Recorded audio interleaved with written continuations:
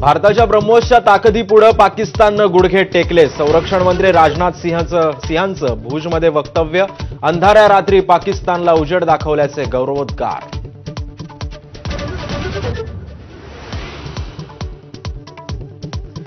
पाकिस्तानी वृत्तपत्र डॉनकडून उपपंतप्रधानांचा खोटारडेपणा उघड। AI generated वृत्तपत्राद्वारे Pakistani संसदेमध्ये खोटा दावा केल्याचा फॅक्ट चेकमध्ये खुलासा।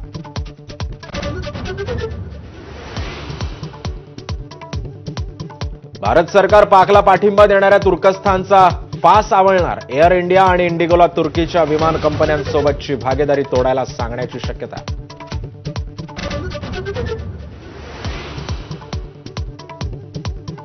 दोन दिवसात पाकिस्तानच्या 6 दहशतवाद्यांचा खात्मा। काश्मीर पोलीस आणि लष्करानं पत्रकार परिषद घेऊन दिली माहिती। काश्मीरमधील दहशतवादाची इकोसिस्टीम संपवून टाकण्याचा निर्धार।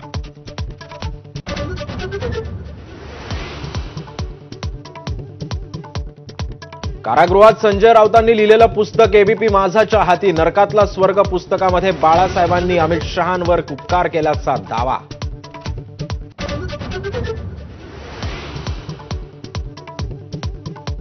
गोध्रा कांडामध्ये मोदींना अटक करू नये अशी शरद पवारांनी भूमिका घेतली होती।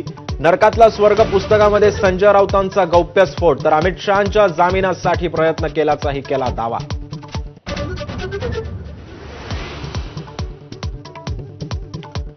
पुस्तकात लिहिलेलं 100% सत्य। आणखी काही गोष्टी लिहिल्या असत्या तर हाहाकार माजला असता, पण ही मर्यादा पाळल्यात। नरकातला स्वर्ग पुस्तकातील दाव्यावर संजय राऊतांची प्रतिक्रिया।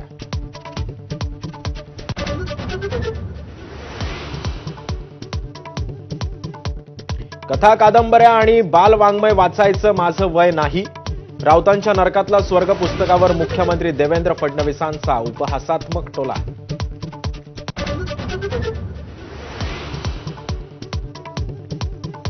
काँग्रेसचे प्रदेशाध्यक्ष हर्षवर्धन सपकाळांनी घेतली उद्धव ठाकरेंची भेट। स्थानिक स्वराज्य संस्थांच्या निवडणुकांबाबत चर्चा झाल्याची सपकाळांची माहिती।